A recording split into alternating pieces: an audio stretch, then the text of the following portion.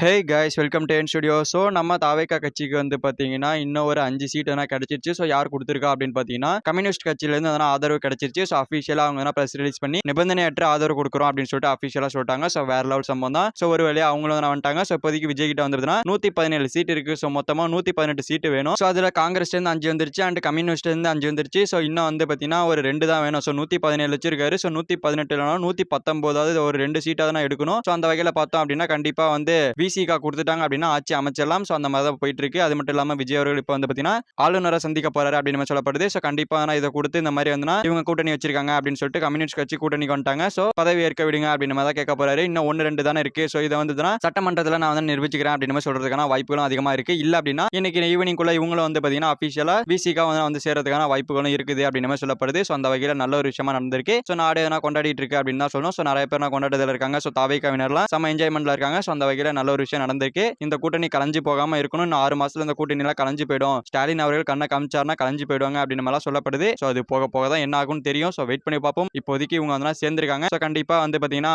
ஆட்சி அமைக்க விட்டுருவாங்க. விஜய் அவர்கள் முதலமைச்சரா பதவி ஏத்துக்க போறாரு.